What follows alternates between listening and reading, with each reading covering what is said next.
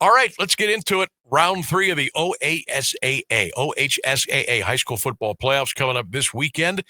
We got you covered here on 1310 WDPN and the Q92 Sports Network. And let's bring him on, our resident Penguins fan, our resident Notre Dame fan. Hey, I got something different today.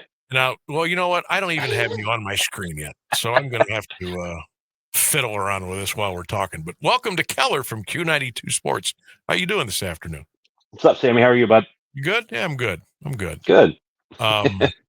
Week 3, round 3 of the high school playoffs. I'm getting a little nervous, man. And Yeah. I'll tell you why. We're already down to 3, or we're already down to 4. And holy smokes, how many are we going to have at the end of the weekend? Oh boy, that's a tough question. I could confidently say one for sure, and that's the Massillon Tigers are just in a whole different aura right now. I had said last week I thought that it was going to be a close game, and boy, oh boy, they look like everything is clicking. They are running on all cylinders, and that was just I did not expect that score to be what it was last week against Hoover. Yeah, I thought it was going to be, I don't want to say easy win, but yeah, I thought it was going to be an easy win. I never, ever imagined. 62-7. Come on. Yeah, I didn't see that, but it snowballed, didn't it? yeah, it did. It felt like once they got to a certain point, they blocked the punt right before. I think it was right before halftime. Offense, defense, special teams. I think Manny Patterson had one incompletion. He was like 12 of 13 or 11 of 12. He was just lighting it up. Owens has been good all season long. Their defense has been playing on a different level, and I thought it was going to be a lot closer than that. I thought Massillon was going to win, but I thought Hoover would put up a little bit more of a fight. But the Tigers are, boy, they're humming. Well, they're getting to that point of the year when they think, okay, this is our time. We're used to the bright lights. They played an incredible schedule. Now I know 9 of them were at home, but Yeah, their competition was fierce. And you know what? I don't want to say they'll gladly take those losses, but they will gladly take the competition and what they can learn from that and take that into the postseason. This team could be as prepared as any Massillon team over the years as far as who they've played and what they're going to get into in the postseason. I think that they are that dangerous of a team. Would you agree with that? absolutely. When you play the type of schedule that they played, you get your guys used to playing at that caliber or above. Now, when you get into the playoffs, that caliber of play might be a little low. And as long as you can make it so that your guys don't dip down to play to your opponent's level, you can continue to play at that high level. I think they're going to be fine. And Coach Moore is so prepared. His coaching staff is so prepared. He's not going to let his guys play down to the competition. He's going to have them ready to go. This is the first week where they're going to be actually traveling. Their one away game was at Benson. Now they've got a 2-hour drive south down to Columbus. Are they going to have any hiccups with that? Most likely not. I don't see that happening. Yeah, I don't either. RJ Day, the quarterback of Columbus DeSales, for those that aren't aware, and most do, but some don't know, that he is the son of the head football coach Ryan Day, and he's really good. He showed some stones, I thought, last weekend, leading his team down the field. Well, they had to go 98 yards, and they got a win to move on. It was win or go home, and they were able to win that game. I don't know if DeSales has seen anybody the caliber of competition that Massillon is going to bring. Now, they do have a couple of advantages. One, they're going to be at home. 2, they don't have to get on the bus and go 2 hours and 15 minutes. And they've been in a tight game, and they're able to pull it out at the end. So they've got that going for them. But I just, the way Massillon is playing now, in the history of Coach Moore in the playoffs, not only at Massillon, but at Cincinnati LaSalle, I just think his teams are built for this time of year. And Yeah. I just think that they expect to be here. Yeah, and you look back at the beginning of the season, and you and I had talked about this. Like if they played Cleveland Glenville again, I don't think it would be even a game. I think they would roll Glenville, and they had a new offensive coordinator, new defensive coordinator to start the season. The strength of schedule that they played, and now they get into the playoffs. Boy, oh boy, they're going to be a tough team to beat.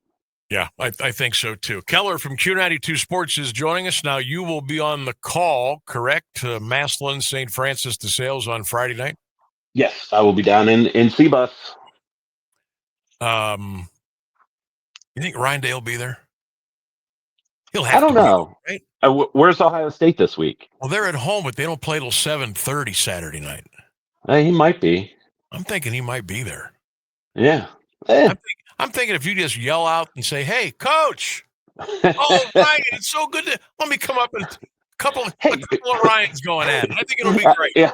Yeah, Add another like, Ryan your to the name's mix. Ryan, my name's Brian. We're all the same here. I think it'll be great. Oh man. Oh my God! All right, Ken McKinley is going to go to Mentor, and McKinley just kind of wasn't feeling it against Medina. I'll just put it that way. Yeah. But they got out of there with a win. Their defense was rather suffocating, and now they're going to get on the bus and they're going to go up to a place that's very tough to play. Mentor's a very good team, but something tells me the Bulldogs are going to be in this fight until the very end. Something just tells me that. And I'm going to base that on their defense. I'm going to base it on what Renzi has done with that team as far as their discipline.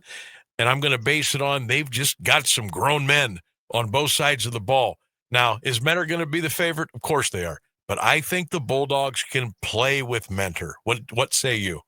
I agree. They started. I think the bye week really hindered them in that first half. I think they came out a little bit slow. Offensively, they looked okay. They turned the ball over a couple times.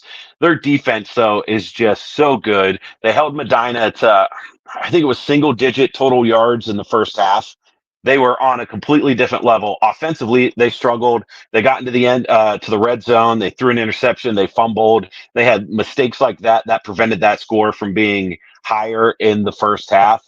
In the second half, they came out and they just strapped it up and went at it. They had Isaac Brooks, Shad Davis, and Kylan West all in the backfield at the same time. They had a ton of success with that. The only thing with McKinley is they ran the ball 51 times. They threw it 10. They need to get DJ Hill or DJ Britt and Darius Hill more involved in that offense, even if it's just little quick slant routes and letting them work in open space. They need those guys to be more involved in the offense, especially going up against a team like Mentor. Keller, do you think that was done intentionally? Like, okay, we're better than this team. Even on our, if we've got a C or a D effort going, we're going to beat this team. Let's try to be bullies. Let's just run the ball. Let's flex a little bit, and let's just do it that way. Obviously, they're going to have to throw against Mentor, but do you think that was part of the plan, or that's just the way it turned out? I don't know. I think run blocking, their offensive line is pretty solid. I think they struggle a little bit in pass protection. Hayden dropped back a couple times, had pressure immediately in his face. They were looking for a deep ball down the field. I think if they do, a quick 1-2 step drop, get the ball out of Hayden's hands and get it to those guys in open space. I've seen them do crazy things with the ball, with one-on-one defenders and eluding tacklers, and just before you know it, they are down the field because they've got so much speed on the outside. They're able to get that involved in their offense a little bit more. The way their defense has been playing, they're gonna be tough as well. I had to ask myself a question after seeing some highlights of the Medina McKinley game, and then going a week back and watching highlights of Medina Strongsville. How the heck did Medina beat Strongsville? I don't know. I mean, that just shouldn't have happened. I don't know. That just shouldn't have happened. So we think the Bulldogs are going to be in the fight. I think they're going to be in the fight on Friday night up in Mentor. That's going to be a good game. And it's a big hill for them to climb, because I think the last couple years, like 4 years in a row or something like that, Mentor has knocked them out of the playoffs as well. I've called a couple of those games. They have struggled going up there and getting a win, even at I think a couple of them were at Byers Field. Um, is that where they play normally? No, men are like in the playoffs or like when they Yeah, host. Let's now see. Last year, I'm trying to remember. McKinley Mentor was at. Where was that last year? because I've called a couple of their No. games They played at at Byers. Medina. They played at Medina last year. Oh, that's right. Yeah, They played at I called Medina that. last Yeah, year. Yeah. yeah. And then I know a year or two before, Menor had the home field advantage, so they played at Menor at Yeah. Osborne Stadium. I don't know if McKinley Menor played at Byers, to be honest with you, but I'm almost they have I'm played in almost positive they had. That's the field where it's like a wind tunnel, right? The wind just gushes right down the middle of that field. awful. It's a terrible place. Yeah, yeah. Terrible. I know they had lost a game to Menor at Byers. But Yeah. still, they need to get over this hump. This would be even further momentum moving forward to get a win over a team that has knocked them out of the playoffs the last couple of years. Yeah, they go a long way. I agree. Baby steps. Now you're probably looking at Ed's, St. Ed's if you beat, but so what though? That's another Yeah, one you got to get over. Because look, if you don't beat those teams, you're never going to win a state championship. So yeah. you figure out a way to beat those teams and you go from there. That's the way that's the way you have to It approach. it's Coach Parnell's first year coming in, and Right. if he's able to get them over the hump too, that pays dividends. Even going into next season. I would agree. Keller is our guest, Q92 Sports. We're talking a little high school football here on the Sam Bourquin Show, 1310 WDPN, and all across our social media platforms. West Branch at Lake County Perry. I think this is going to be a great game. It's a long trip for the Warriors, but I got to tell you, they got the guys that could do it. I love the way Coach Cooper goes about their business, but Lake County Perry over the last several years has become a behemoth out of Lake County. How do you see this one playing out? I think it's going to be another close game. It kind of go either way. I think West Branch and in the way Jeremiah Thomas has been playing for the Warriors, he's kind of he can he can do it all. But going up there again, this is another team who, gets into a couple rounds in the playoffs and just can't get over that hump. They got knocked out by I think Glenville last year, 13-0, and they held them throughout that first half. I think it was 0-0 at halftime, and just weren't able to get it to where they needed to at the end of the game. But I mean, Thomas, let's see, he ran 50 yards, had a TD on 11 carries.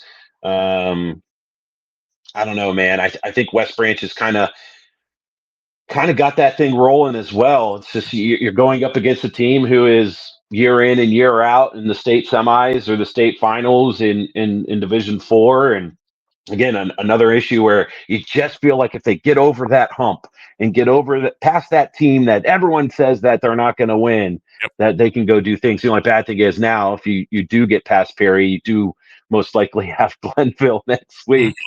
So Yeah, you got two humps in a row that you got to jump. yep. That's well, it's playoffs. It's the playoffs. Yeah. You got to beat the tough ones to move on. Finally, East Canton at Mogador.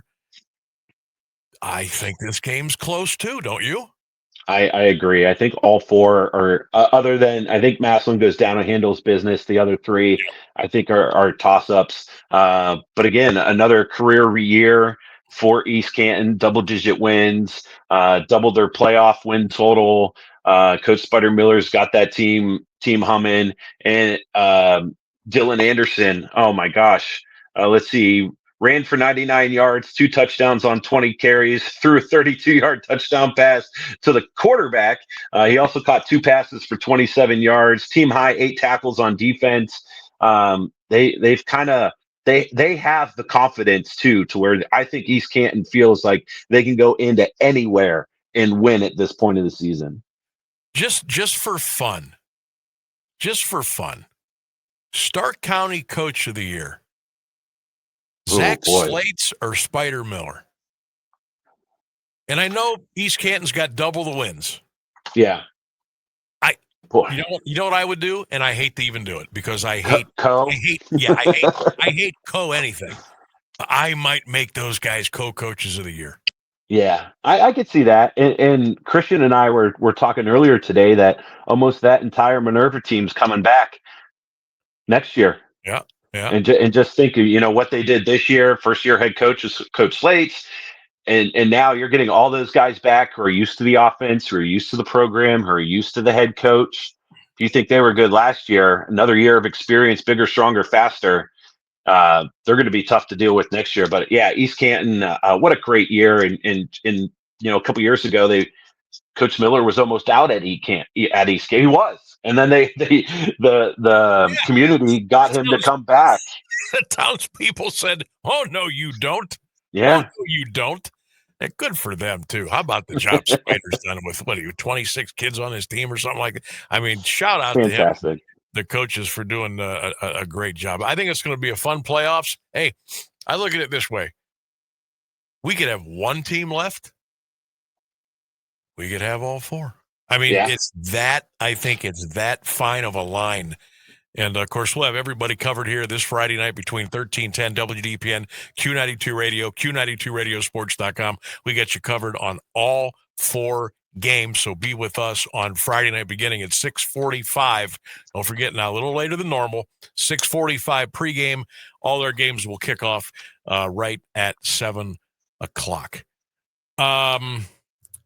I'm just now zeroing in on your jersey. That is a Herald's fan and Browns jersey you have on. Sure is. Very nice. I own two Browns jerseys. Two more than I do.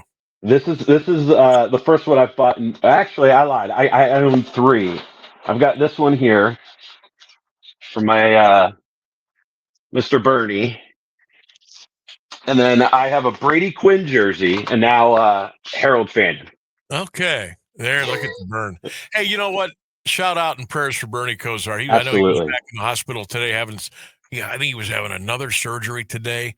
Yeah, he had two yesterday, and now one today. Doing well. He thought he was going to have a kidney, and it turned out there was an infection. He couldn't get it. So we're hoping and praying the best for Bernie. So throw some prayers up for BK, old number 19 from the Browns going forward, because he's gonna need all the prayers we can give him. But yeah, that's some cool jersey action you got going on there. Yeah, I got to get Antonio to see if he could hook me up, and maybe see if he sees Harold in the offseason, could get my jersey signed. So I'll sign Harold's name to it. Nobody. I can put it up on the wall with Brian Russ. I got Jerome Bettis over here. I got all kinds of stuff, man. Hey, how's your Penguins doing? They're good. They're fifth in the East. They're eighth in the entire NHL. And coming into this season, I didn't think they'd be anywhere close to that. They've got a good mix of old veterans. Crosby and Malkin are playing like they're back in their mid-20s. I don't know how they continue to do what they're doing. And then we've got some young guys who have come in, some guys we picked up in the draft and in free agency who've really meshed well. Our goaltending's been pretty good. So still early in the season, but I'm super happy with where they're at and how far they've come since missing the playoffs the last, I think, 3 seasons. Yeah, I've seen some highlights of them. I love those gold jerseys they're wearing. I mean, they just look so good. Kind of rooting for the Pens a little bit. Blue Jackets are doing okay. Did you see the end of that game last night? I did not. I heard the highlights of it, but I didn't see it. Yeah, well, they're playing the Seattle Kraken, okay, Yes. and they start at like 10:30 at night, and the game, of course, went to overtime, and it was a shootout, and the Blue Jackets won, but the Blue Jackets didn't realize that the goal they scored was the winner. So nobody celebrated. Nobody came off the bench. It was like, what the hell just happened here? That's funny. No idea. They lost track, and then because like it was just like it was so dead. I mean, the announcers were even thrown off. And they scored the game-winning goal, and nobody gave a crap because they didn't know how many goals they already had. It was nuts. Too funny. All right, my man. We'll see you tomorrow. Thanks for coming on. I know you're getting ready for Massillon DeSales on Friday. We got 3 other big ball games coming up on Q and 1310 this weekend, and let's see how many we can nudge across the finish line for round number 4. Keller, always a pleasure. Thanks, buddy. Absolutely. See you tomorrow, Sammy. There he goes. Keller from Q92 Sports, checking in here on the Sam Bourquin Show, 1310 WDPN.